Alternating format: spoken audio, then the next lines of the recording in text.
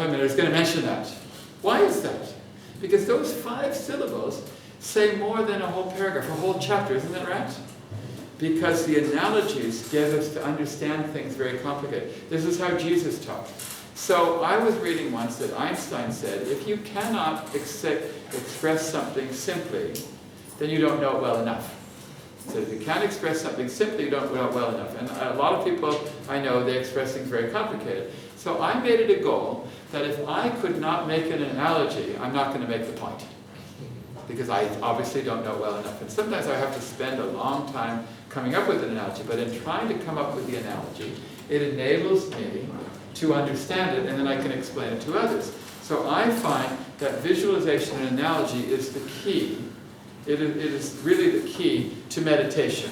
So if Baha'u'llah gives you any clue, like if he says, "Thou art my lamp and my light is in thee," I want you to visually think about that and meditate on that vision. Do an Einstein, so to speak. You know, that's what Einstein would do. He would imagine what is it like to be a light and so on.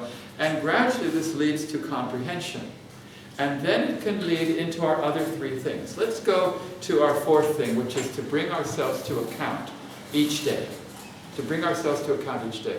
The first thing you need to do is remember that it's very hard to be spiritual and learn to be spiritual while you're actually in the act.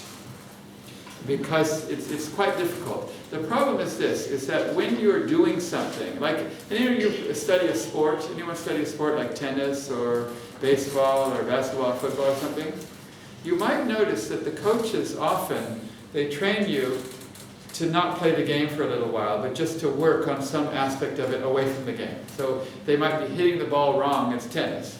And every time they play a game, they hit it wrong. So they say, don't play the game for a while, let's just concentrate on this away from the game until we get it right. And this is the same in piano playing or in many things. You have to practice things in isolation. It's the same with spirituality. Every time you're with people, you end up doing the same wrong things. Okay?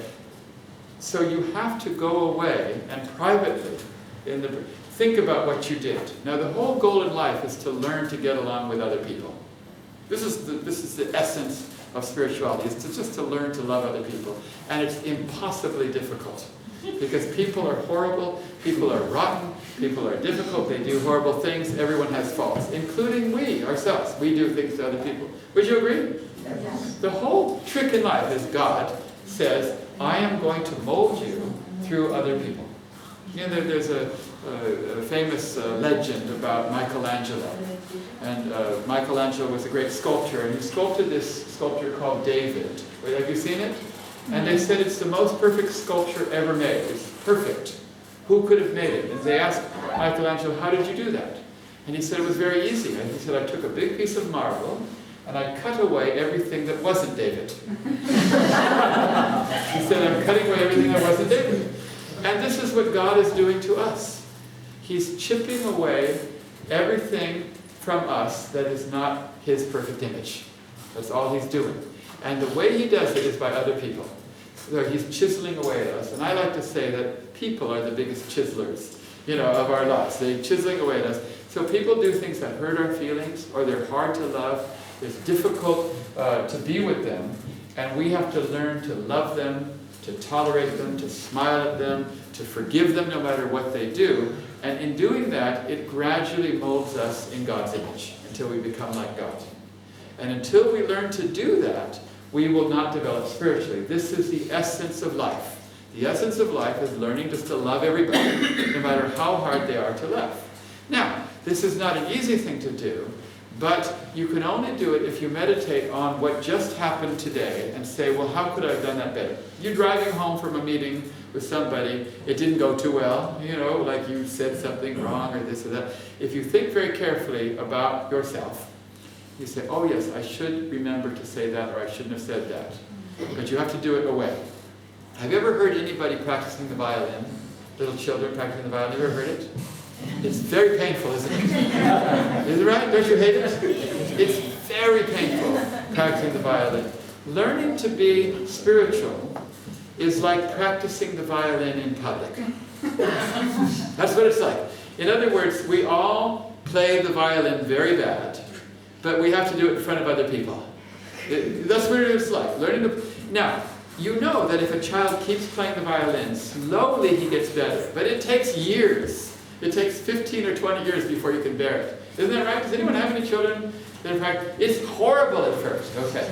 So this is what we are like, spiritual. We're like beginning children violinists, but we have to practice in front of everybody. And so we're making horrible noises. So it's very good for the child to go in the room and practice.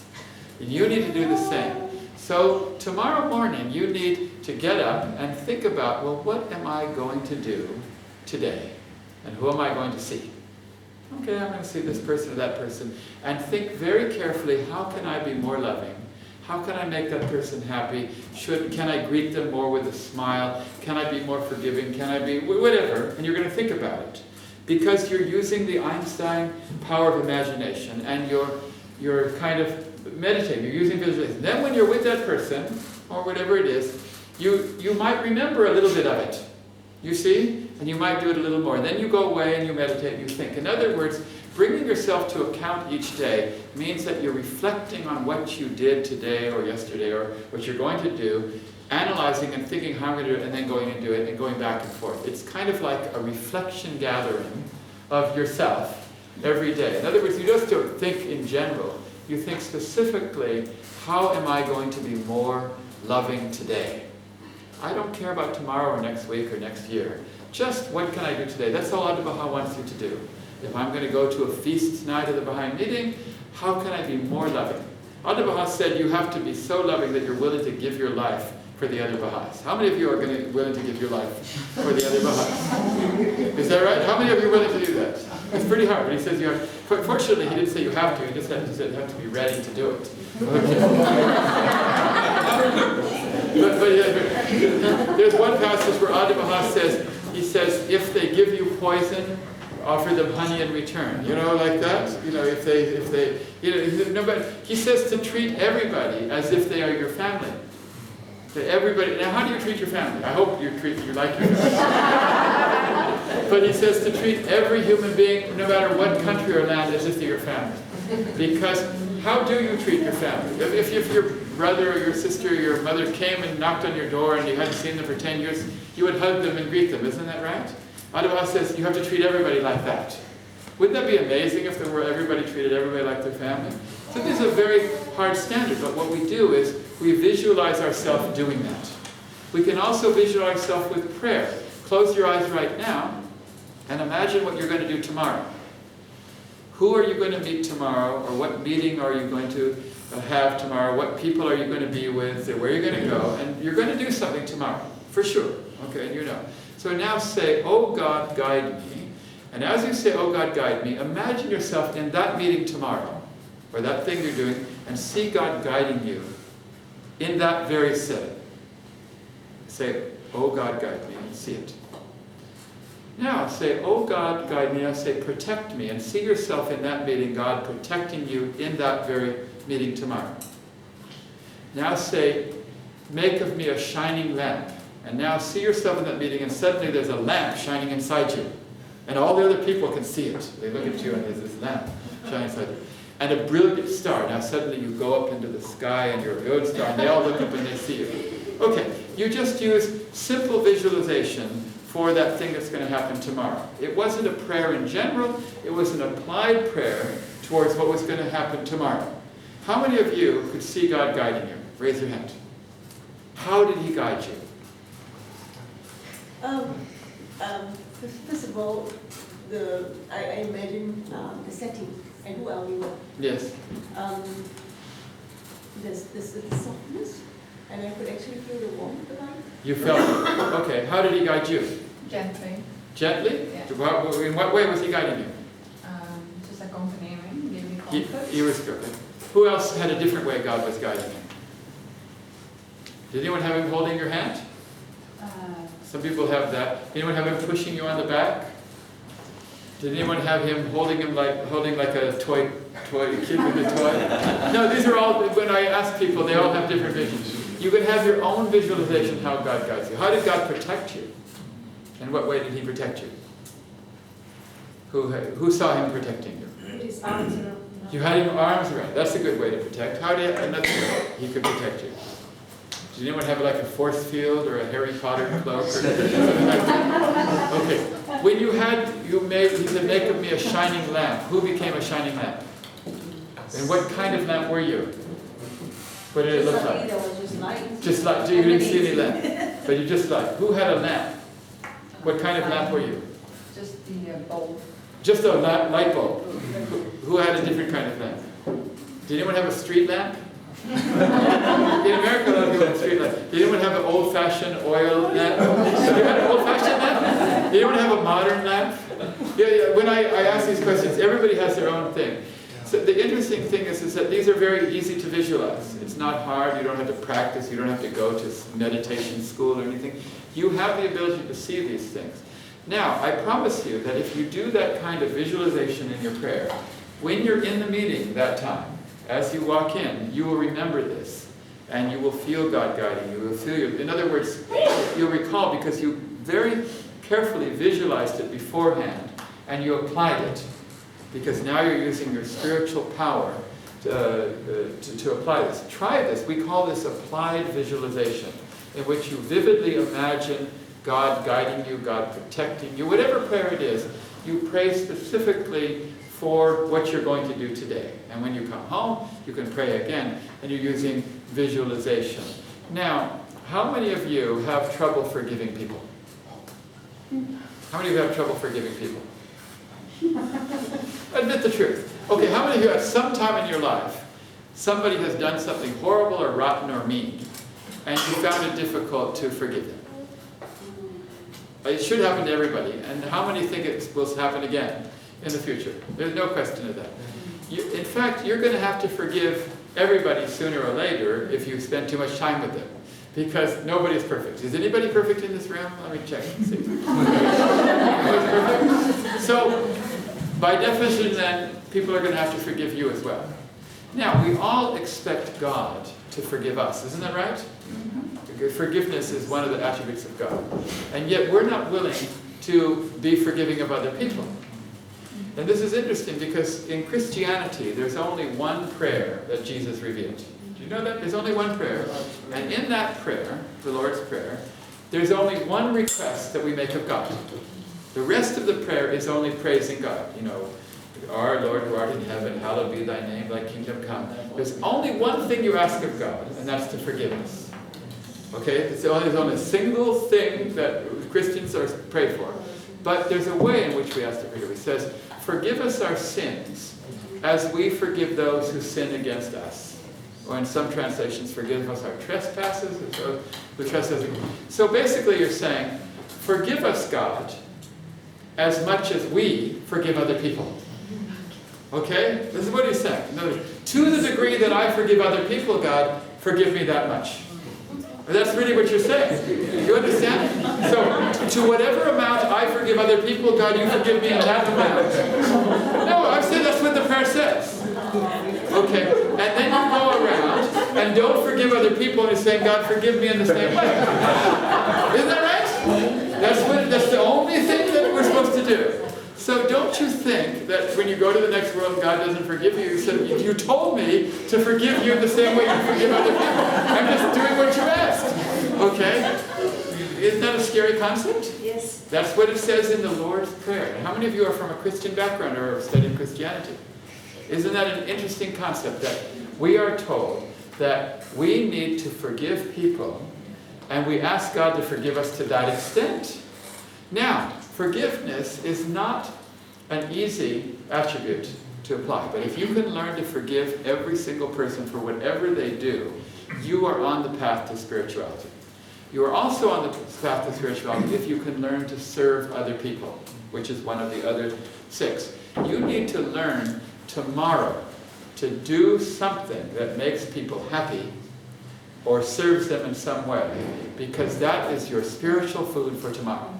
I don't want to tell you that you have to go out and always be loving and spiritual. I just want you to tell you to do it tomorrow. So if you wake up tomorrow and say, okay, I'm going to say a prayer, I'm going to read the writings, I'm going to meditate, but now I must go out and make somebody happy. I must go out and serve somebody. I must go out and be more loving to someone. And I'm just going to try and do a little bit of it tomorrow. Now, Baha'u'llah says the key to it is to just have a bright and friendly face. He says, be worthy of the trust of thy neighbor and look upon him with a bright and friendly face. So the first step to spirituality is to give a bright and friendly face to your people. This is the first sign of spirituality. Fortunately, in Singapore, I've noticed people are quick to smile. So let's all try it right now. Everybody give me a big smile. Give me a big smile. Come on, everybody. I don't see. That's good. Give me a big smile. This is the first step towards serving other people, because believe it or not, making people happy is a great way to serve people. Making people happy. We live in a world now where a lot of people do not even make eye contact with people. You get in an elevator and there might be 10 people and nobody acknowledges the presence of the other 10. They get out.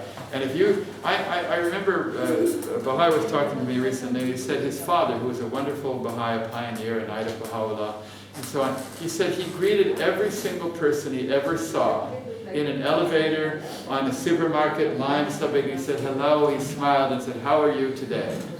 And he said that he did that with everybody. When he was growing up, he said, oh, Grandpa, why stop? You know, he was embarrassed because he was like this. But then he said as he got older, he realized that this was the way to be, to greet everybody. What's going on here?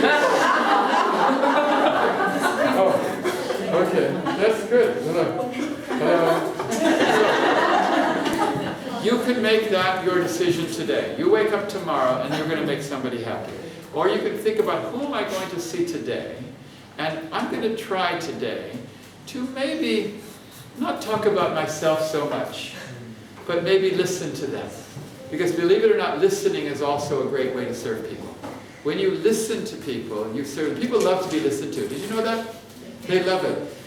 But listening requires a certain capacity, which Abdu'l-Baha had in great abundance. You might notice that the word listen is spelled with exactly the same letters as the word silent. If you're playing Scrabble and you have these letters, you can either make listen or silent with the same letters. Listen is spelled with the same letter as silent. That's quite interesting, isn't it? So in order to listen, one needs to be silent. It's a very important concept.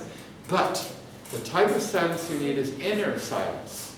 It's easy to be outwardly silent, but most times when people are speaking, your mind is very active, thinking about what you're going to say, what you're going to counter, well, what's wrong with what they're saying, how I disagree, and then you're not really silent. You don't have inner silence. Until you learn the art of inner silence, you can never listen. There are many people that they're not saying anything and you're speaking, but they are not silent in their mind. They're thinking, oh, that's wrong. Oh, I'm going to say this. Oh, that reminds me of when I went to this and I did that. So, until you can make listen equals silent in your mind, you cannot receive the love and the spirit. And Abdu'l-Baha said that the first thing you must do to love someone is to listen to them. And once we learn to listen to people, then we learn to really understand them. And this is the first step in Baha'i consultation, it's the first step in business practice, the first step in everything. Learn to listen to people, and you're going to learn a whole lot. They say that God gave you 2 ears and 1 mouth so that you could listen twice as much as speaking. That's the reason they do that. You tell your students that? Yes. But the point is that a lot of people can be silent with their mouth, but they're still not silent in their mind.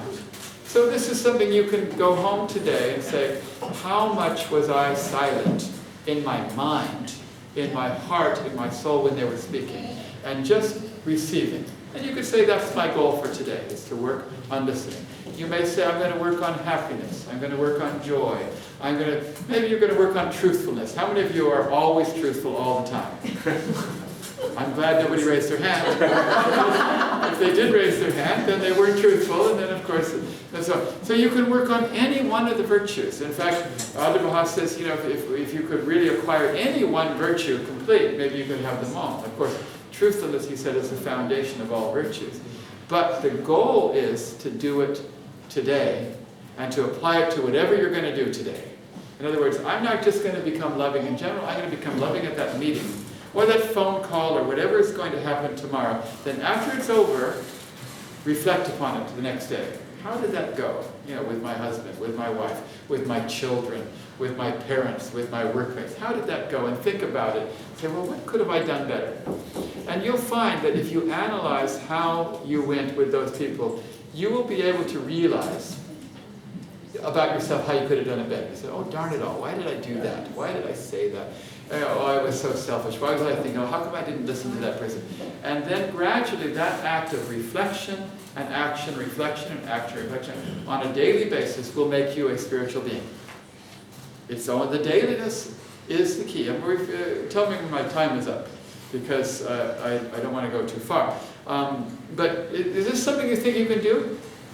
Is this something you think tomorrow morning I'm going to get up, I'm going to have my big 6. You can write them on the wall if you want, and you can check them off. And I did this one, I did this one, I did this one, I did this one. If you had a list on your wall, you could put it up too. Eat, drink, breathe, sleep, stay within a certain range of temperature, and you can check up. Did I eat today? Oh yeah, I did. Okay. Did I breathe today? Oh, I better. You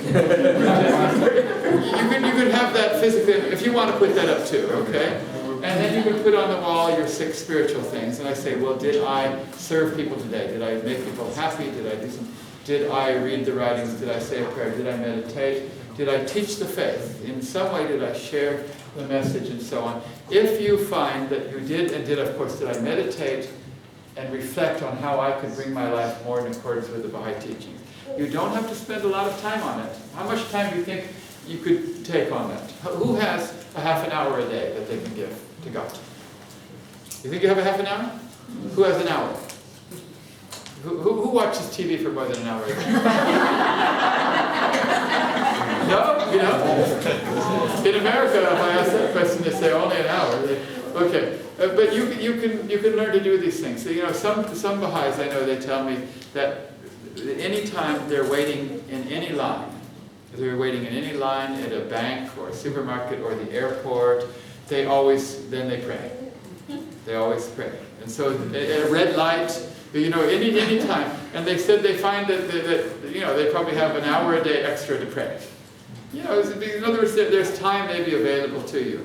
But the best time to pray and the best time to read the writings is first thing in the morning and last thing before going to bed. And Adi Baha said this, because when you first wake up, the world is not so much, you know, coming at you. And it's very hard to pray in the middle of the day, I found, personally, because it's in the phone calls and this and that. And last thing before going to bed. So at least you can try to do it then. But if you want to become spiritual, you have to decide, I'm just going to improve something today.